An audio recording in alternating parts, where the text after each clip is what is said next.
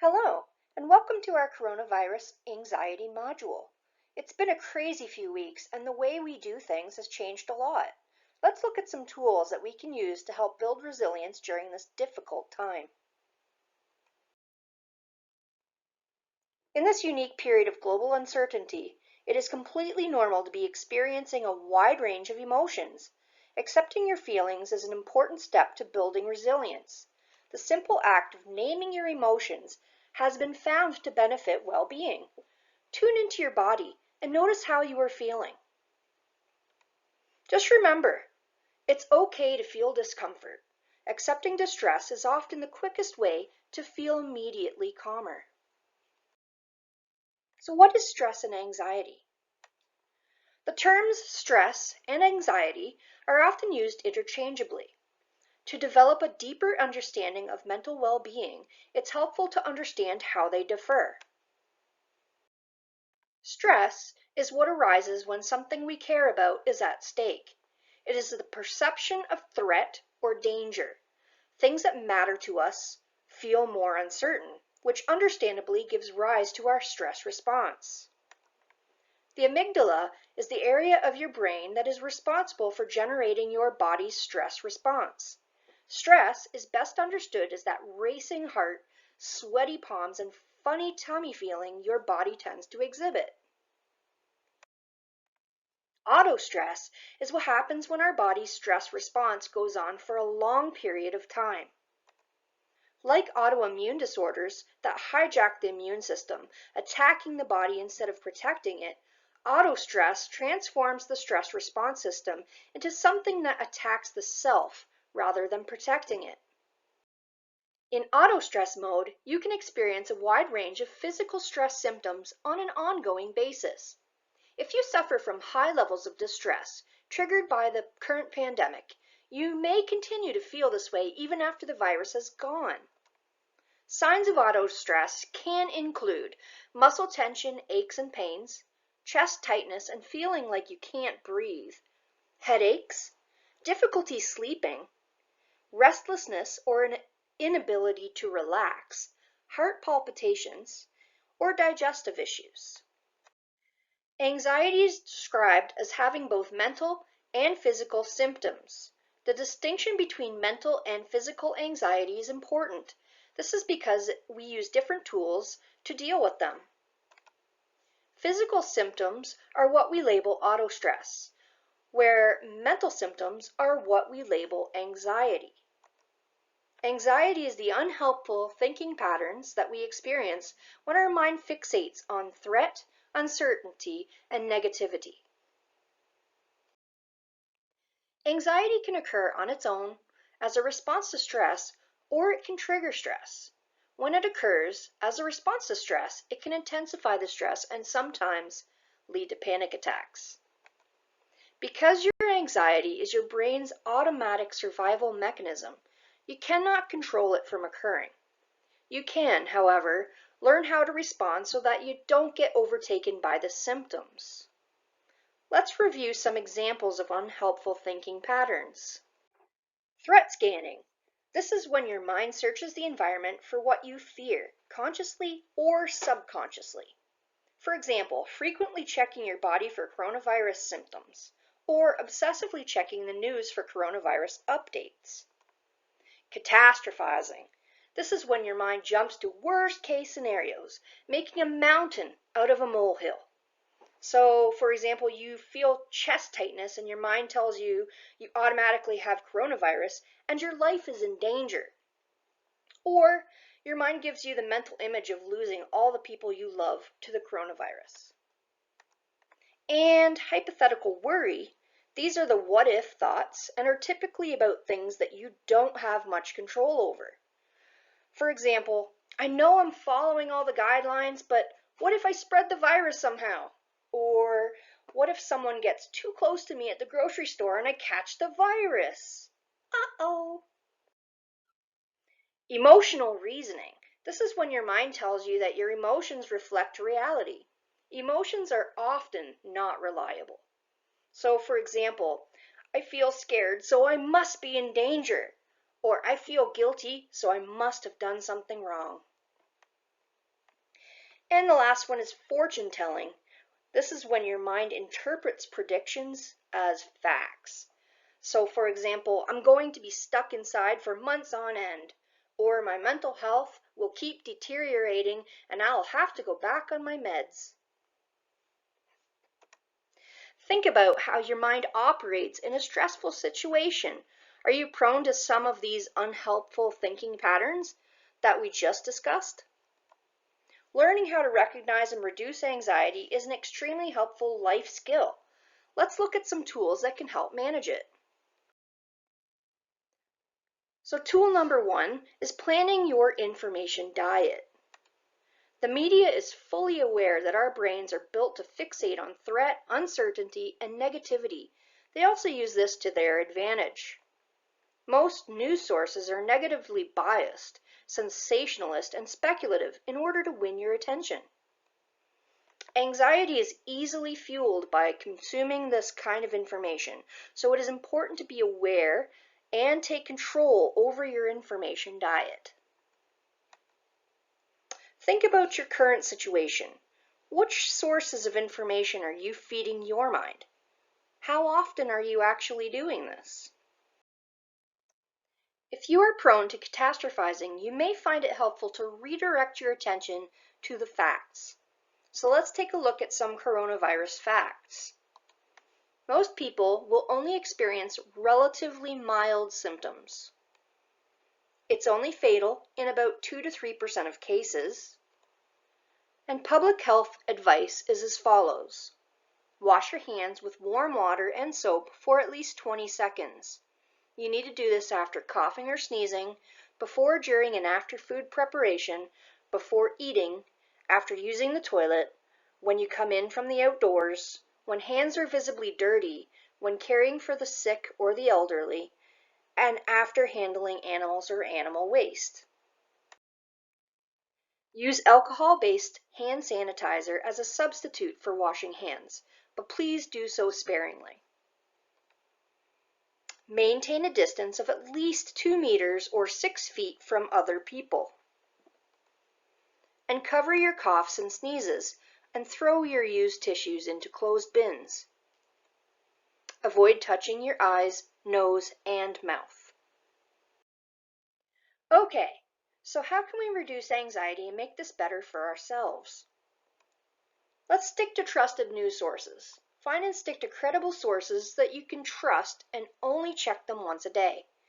Examples include your official government website, BBC News, The Economist, CDC, or the World Health Organization website.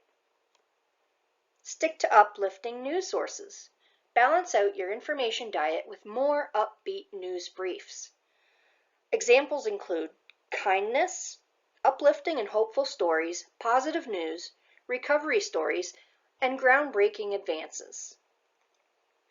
And good news newsletters. Try to keep positivity in the mix with sources you know that focus on optimistic and encouraging news. Examples include The Week, The Telegraph, Good News Network, Good, and Country and Town House. So which news sources will you use and when will you read them? How else can you limit your exposure to anxiety-provoking news? An example of an information diet plan.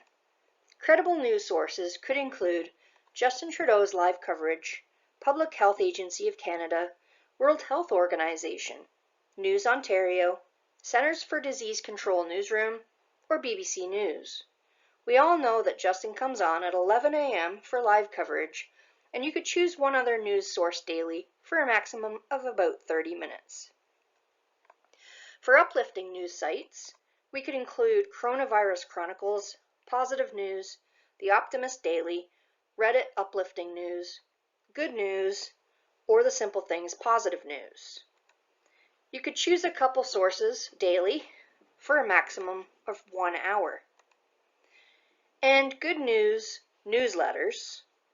We have the Week newsletter, The Telegraph, CNN's The Good Stuff, Good News Network, and Good. I would choose probably one of these for a maximum of 30 minutes. And every third day, we would go with no media sources. The second tool is my sphere of influence worksheet. If you are prone to hypothetical worry, you may find it helpful to practice noticing these thoughts and redirecting your attention to things that are within your control. When we shift our focus to what we can control, we see meaningful and lasting differences in our well-being, health, and performance.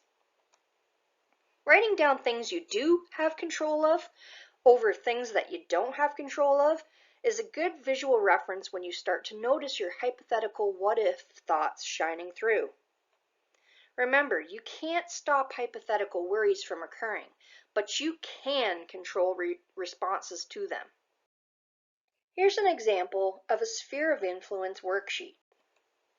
I can't control other people's decisions, other people's health, the government's actions, schools opening or closing, the state of the healthcare system, flights or holidays being canceled, the traffic, the news, public transportation, aging, or the weather. But I can control my personal routine, my relaxation methods, my information diet, eating well and exercising, focusing on what is important to me, building resilience, following the latest healthcare advice, cultivating connection, seeking and offering support, and voting and activism. When you make your sphere of influence worksheet, you write down what you have control of on the inside of the circle and anything you can't control of on the outside of the circle. Review this list and add to it as needed. Tool number 3 is practical wisdom for tolerating uncertainty. People who experience anxiety have been shown to have a lower tolerance for uncertainty. Uncertainty is an inescapable part of life, and the sooner we become more comfortable with it, the sooner we can reduce mental suffering. Stoic and Buddhist philosophy emphasize embracing uncertainty and change as the essence of life. Let's take a look at some practical wisdom resources. Practical wisdom resources. Videos could include the philosophy of Stoicism, why Stoicism matters, or Buddhist wisdom for inner peace. Some books and audiobooks could include Happy, Meditations, Letters from a Stoic, or Buddhism Plain and Simple. Some quotes could include, "The greatest obstacle to living is expectancy, which hangs upon tomorrow and loses today. The whole future lies in uncertainty. Live immediately." You have the power over your mind, not outside events. Realize this and you will find strength.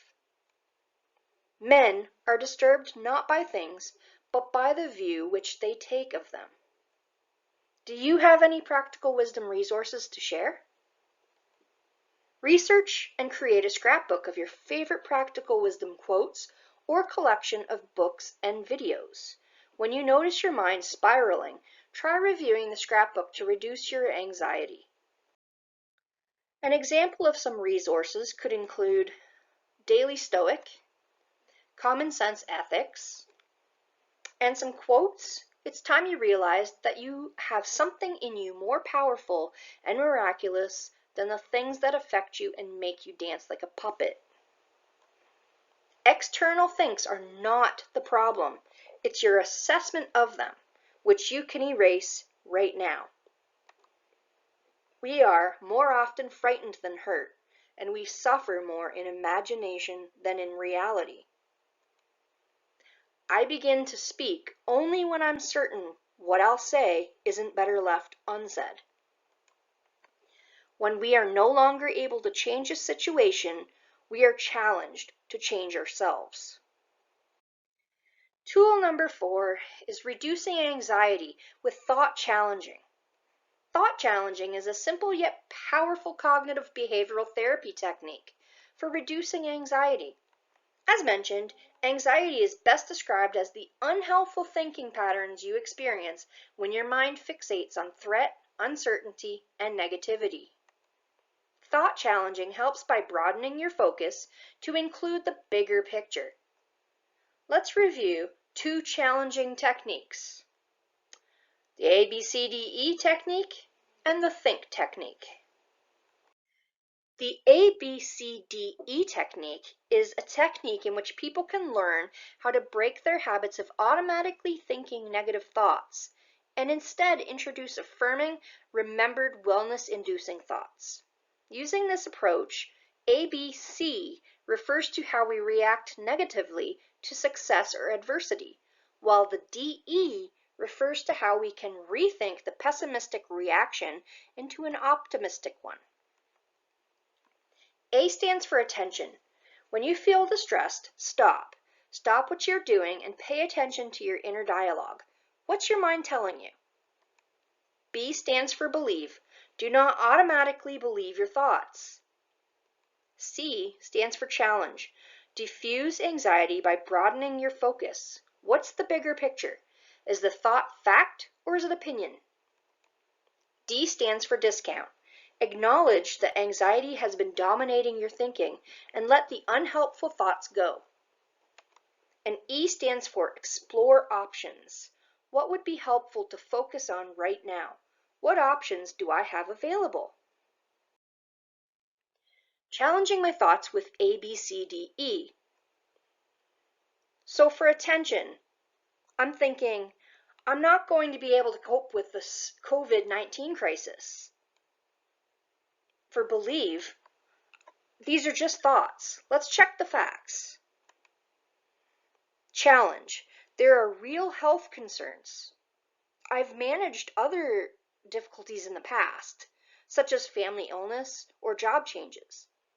And there are community and government supports in place to help me get through it right now. And I'm not alone in this crisis. Discount. Okay, so I have gotten through troubling times before. I can do it again. My anxiety is probably on overdrive because the crisis is constantly being mentioned, and the media may be intensifying my fearful thoughts. I'm also isolated, away from my friends and family, which is lonely and stressful. Explore options. It would be a good idea to do more self-care and mindfulness to lessen these fearful thoughts. Maybe pay attention less to the media, or do some daily affirmation or reflection on surviving issues in the past. Next, we have the think technique. What we say and how we act are highly influenced by our thoughts. Remember to think. Doing this will help you communicate and act in a kind, respectful, and honest way. T stands for true. Is this thought 100% true? If not, what are the facts and what is opinion? H stands for helpful. Is paying attention to the thought useful to me or to others? I stands for inspiring. Does the thought inspire me or does it have the opposite effect? N stands for necessary. Is it important for me to focus on the thought or is it necessary to act on it? K stands for kind. Is the thought kind? If not, what would be a kinder thought? Challenging my thoughts with think. So the thought, the COVID pandemic will never end. True, there are people all over the world trying to find a resolution to the crisis. There are vaccinations for outbreaks in the past. The governments have recognized the risk and enforced change to society. The thought I am having is based solely on my opinion and the opinion of others around me. Helpful. Well, the thought is not helpful to anyone because the thought is negative and there is no truth to the statement. Inspiring. The thought of the pandemic not ending is certainly extremely discouraging. Necessary. Focusing on this thought will affect my mood and anxiety. It would not be a good idea to keep my attention on this negative thought. Kind. Thinking that there will be no end to the crisis is not a good thought. A kinder, better thought may be the COVID-19 has brought the world together to work towards one common goal, a solution for the COVID-19 crisis. Writing or typing your thought-challenging process is more powerful than trying to do it in your head. If you're not used to paying this much attention to your inner dialogue, thought-challenging might feel a little unusual at first, but that's okay. Over time, it will start to feel easier. It's important to note that if you are feeling very distressed, this isn't the most appropriate tool to use. That's because it can be hard to think rationally when your emotional brain has taken over. Try diffusing your emotions using a distraction activity and returning to thought challenging once you feel calmer to do so. The fifth tool is reducing anxiety through distraction activities. If your mind continues to spiral with unhelpful thoughts, distraction can be an effective tool. A distraction activity must be very attention absorbing to effectively reduce the anxiety. When an activity isn't working well, spend some time reflecting on why this could be and how you could make it more attention grabbing in the future. Distraction activities have the added benefit of helping you feel happier, more motivated, and more energized. They also combat feelings of boredom. Low activity and social disconnection are the two most fundamental maintaining factors of low mood, motivation, and energy. To feel better through building up your drive system, you need to increase your activity levels and ensure that you're meeting your social connection needs. Make your own personal distraction activity list. Here are some ideas for healthy distraction activities. Relaxation activities. Try a new mindfulness or meditation method. Try a do-it-yourself foot soak. Work on a jigsaw puzzle. Maybe do some baking, or have a camp out in your own backyard. Planning activities. Try some new healthy recipes. Plan meals for the week. Create a list of things to save for. Make maybe a yearly goal list. Make a list of books to read or movies to watch. Browse Pinterest for craft or do-it-yourself project ideas. Brainstorm ways to save money or make a budget. Make a bucket list. Plan some thoughtful birthday or Christmas gifts. Maybe start a side project to earn extra money. Make a list of things you look forward to when this pandemic is over. Entertainment activities. Watch some movies. Watch some online documentaries. Rediscover old music or explore new music. Watch a live stream theater show. Listen to a podcast. Maybe browse Reddit for some uplifting content. Watch a live stream gig. Watch TED Talks. Take part in a virtual pub quiz, or maybe play some video games. Exercise activities. Learn some yoga. Do a workout video. Do some gardening or yard work. Go for a walk or a jog or a bike ride. You could take your dog for a walk, or create a daily exercise routine and stick to it, or just try Zumba. Creativity activities. Learn calligraphy or hand lettering. Learn how to play an instrument. Do some mindful coloring. Start a blog, or do some journaling. Take a virtual drawing class. Learn how to build furniture or upcycle. Write a poem or a short story. Make a cookbook of your favorite recipes. Do some knitting, cross-stitching, or embroidering. Start a dream journal, or learn how to paint. Social activities. Play some games with family or online friends. Chat with people in your area. Reconnect with friends over a video chat. Play some games with your friends on Jackbox. Join an online book club. You could use Netflix Party Extension to watch movies with friends. Do some family bonding activities. Maybe find something on Pinterest. Find and write a pen pal. FaceTime your family or friends. Or for social support, try 7cups.com. Personal development activities. Do the 7-Day Happiness Challenge. Read a biography. Try a free online nutrition course. Update your resume. Learn how to code. Create a mental well-being toolkit. Try learning a new language. Do the 4-week Best Possible Self exercise. Or take a free online course. Volunteer activities. Browse local groups with volunteer opportunities. Research activities for elderly relatives. Become a trained volunteer listener for 7 Cups. Do some essential shopping for someone in need. Home improvement activities. Declutter your living space. Finish a home improvement project that you haven't had time for previously. Do some spring cleaning. Reorganize or decorate your living space. Or do a deep clean in a room once per week. Thank you so much for joining me today. I hope you found these tools useful. And hopefully you can try a few to ease your anxiety during this difficult time. Remember, we are here with you and for you. We will get through this pandemic together. Stay safe, and remember, you are awesome.